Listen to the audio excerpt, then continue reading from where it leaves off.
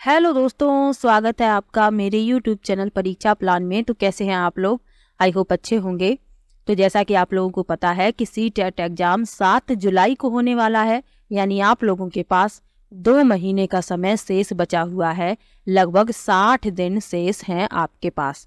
तो कैसे CTET exam को पास करें इन 60 दिनों में, तो इसी पर चर्चा करेंगे इस वीडियो में। इसके अलावा जैसे ही दिन कम होते जाते हैं, दिमाग में ये प्रश्न उठते जाते हैं कि क्या पढ़ें, कितना रह गया है, कैसे अब इतने दिनों में पूरा सिलेबस कंप्लीट करें, ये सब बातें सभी के दिमाग में आती हैं। तो इन्हीं सब महत्वपूर्ण बातों पर चर्चा करेंगे, तो वीडियो में बने रहिए अंत तक। तो 60 दिन शेष बचे हुए हैं, तो आप लोग इन दिनों का डिवाइडेशन कर लीजिए अपने सब्जेक्ट के अनुसार कि इन 60 दिनों में आपको कितना पढ़ना है, किस प्रकार से पढ़ना है। तो ये सब आप लोगों को करना है। कैसे करना है इसके बारे में बताते हैं। तो यदि आप पेपर फर्स्ट के लिए तैयारी कर रहे हैं तो उसमें 5 सब्जेक्ट आपके आने वाले हैं। CDP, EVS, math, language first और लैंग्वेज सेकंड। ये आपके 5 सब्जेक्ट पेपर फर्स्ट में आएंगे। तो समय आपके पास 60 दिन का है और इन्हीं 60 दिनों में आपको सभी विषय रिवाइज करने हैं। जो भी छूटा है उसको पढ़ना भी है, जो भी टॉपिक आपको कठिन लगता है उसको भी पढ़ना है। ये सब इन्हीं 60 दिनों में आपको करना है। तो 60 दिन में आप लोग 50 दिन इन सब्जेक्ट को दीजिए। जैसे CDP को आपको 10 दिन देने हैं, EVS को भी 10 दिन देने हैं, मैथ को भी 10 दिन देने हैं, लैंग्वेज आपकी जो भी है, लैंग्वेज फर्स्ट हिंदी है, इंग्लिश है, लैंग्वेज सेकंड संस्कृत है, जो भी है, तो इनको आपको 10-10 दिन देने हैं।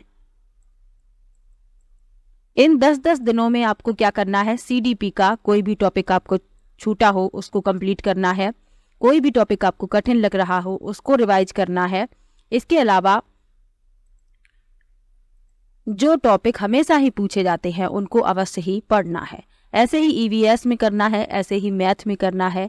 लैंग्वेज फर्स्ट में आपको पैसेज, यानी लैंग्वेज फर्स्ट हो या सेकंड हो, दोनों में ही आपको पैसेज अच्छे से तैयार कर लेने हैं, यानी कैसे उनको सॉल्व करना है, क्योंकि पैसेज के नंबर आपको आसानी से प्राप्त हो जाते हैं। तो पैसेज जो आपके पूछे जाते हैं उनको कैसे सॉल्व करना है ये सीख लीजिए। और ग्रामर से संबंधित यानी व्याकरण से जो भी पूछा जाता है उसको रिवाइज कर लीजिए। पेडागोजी जो है हिंदी में जो पूछी जाती है, इंग्लिश में पूछी जाती है, प्रीवियस ईयर के क्वेश्चन पढ़ लीजिए उनको, क्योंकि वही प्रश्न घुमा फिरा के पूछ लिए जाते हैं। उनसे संबंधित प्रश्न भी पढ़ लीजिए।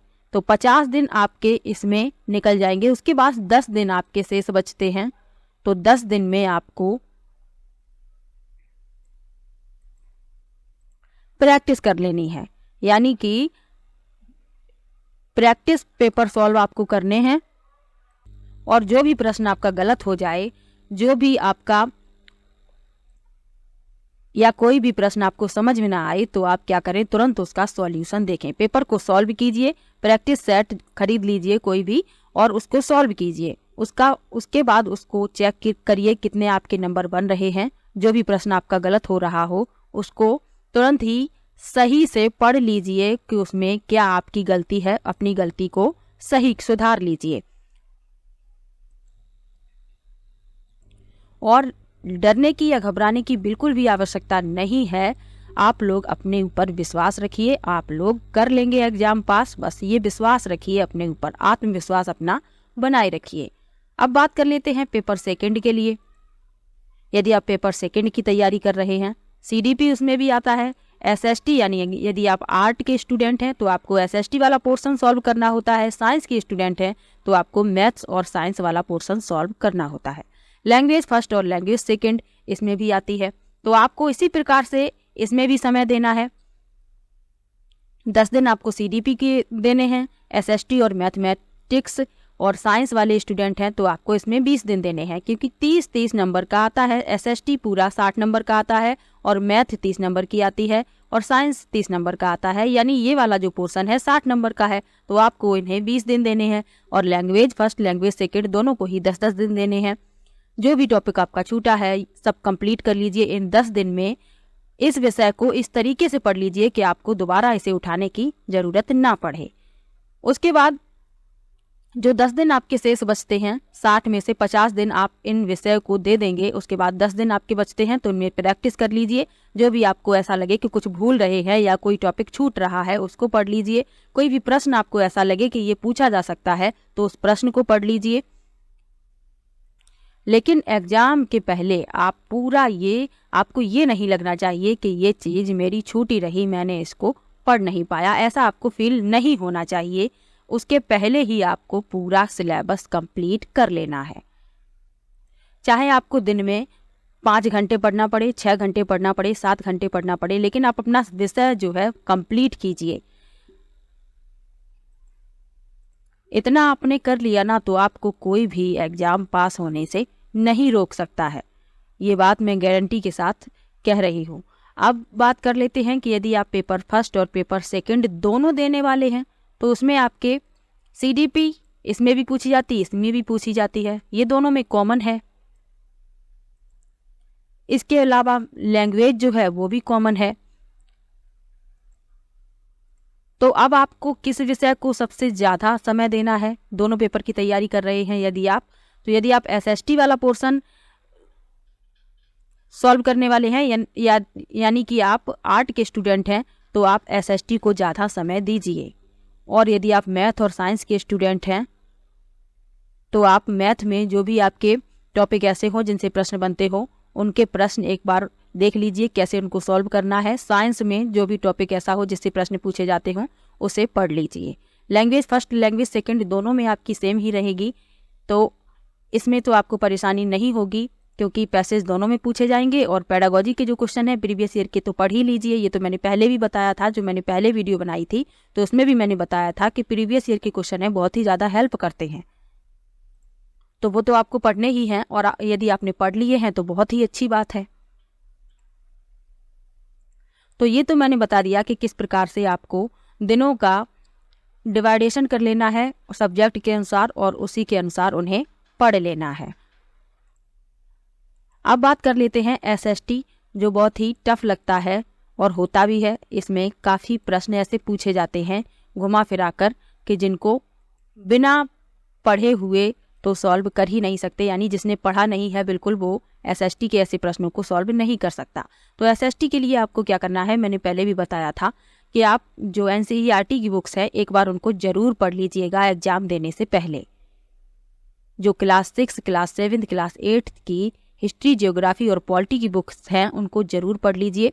जो उनमें छोटे छोटे ब्रैकेट में करके जो चीज़ें लिखी रहती हैं ऐसे कि क्या आप जानते हैं, तो इनसे भी प्रश्न बनते हैं और पूछे भी गए हैं। मैंने जब प्रीवियस ईयर के क्वेश्चन पढ़ाए हैं तो मैंने उसमें दिखाया भी है कि ये प्रश्न इस जगह से लिया गया है एनसीईआरटी की बुक से। तो यदि आपने अभी तक वो नहीं पढ़ी हैं तो एक बार जल्दी जल्दी से उनको पढ़ लीजिए क्योंकि वो आपको बहुत ही ज़्यादा हेल्प करेंगी। आपको बिल्कुल लाइनें एनसीईआरटी की ही मिलेंगी उसमें, तो ये तो पढ़ना बहुत ही आवश्यक है।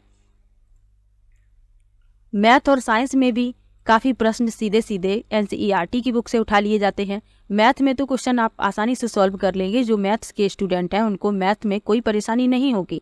साइंस में कुछ क्वेश्चन ऐसे पूछ लिए जाते हैं जो सीधे एनसीईआरटी से ही लिए जाते हैं, पूरा वही उठा के रख दिया जाता है और आपको उसका उत्तर बताना होता है। तो यदि आपने नहीं पढ़ी है तो कृपया करके पढ़ लीजिए क्योंकि पेपर जो है इन्हीं बुक्स से बनाया जाता है। और मैंने भी कंप्लीट एनसीईआरटी साइंस पढ़ा दी है, प्लेलिस्ट बनी हुई है, आप लोग वीडियो देख सकते हैं। कंप्लीट मैंने क्लास 6, क्लास 7, क्लास 8 पढ़ाया है, एक भी चैप्टर नहीं छोड़ा है, तो आप लोग वो देख सकते हैं। इसके अलावा मैंने प्रीवियस ईयर के साइंस के सभी क्वेश्चन करवा दिए हैं, एसएसटी के भी सभी क्वेश्चन करवा दिए हैं, ईवीएस के भी सभी क्वेश्चन करवा दिए हैं, मैथमेटिक्स पेडागोजी के सभी क्वेश्चन करवा दिए हैं। तो यदि आपने वो वीडियो नहीं देखी है तो कृपया देख लीजिए, आप लोगों को उनसे हेल्प मिल जाएगी। बाकी आपकी मर्जी है, यदि आप खुद से ऐसे एनसीईआरटी पढ़ लेते हैं तो बहुत अच्छी बात है, और पढ़ लिया है तो और भी अच्छी बात है। यदि आपने कंप्लीट कर लिया है तो और भी अच्छी बात है।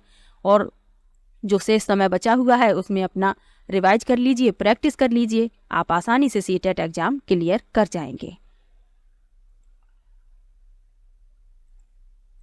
तो इन्हीं सब महत्वपूर्ण बिंदुओं पर चर्चा करने के लिए मैंने इस वीडियो को बनाया है। इसके अलावा मैं ईवीएस के हैंड रिटन नोट्स की वीडियो भी ला रही हूँ, तो आपने यदि वो वीडियो नहीं देखी है तो आप देख लीजिए। मैंने एनसीईआरटी से खुद नोट्स बनाए हैं, शॉर्ट नोट्स, ताकि आप लोगों को ज़्यादा उसमें ना पढ़ना पड़े। जिस भी टॉपिक से प्रश्न पूछे जाते हैं मैंने उससे शॉर्ट नोट्स बना लिए हैं और कंप्लीट पढ़ाऊंगी मैं। क्लास 4th से मैंने शुरू किया है। क्लास 4th की बुक के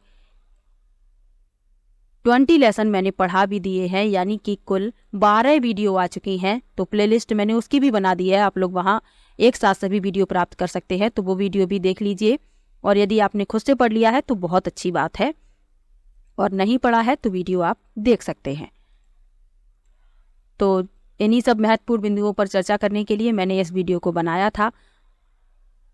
इसके अलावा सीटेट एग्जाम से संबंधित आपको कोई भी डाउट हो तो कृपया कमेंट बॉक्स में जरूर लिखिएगा,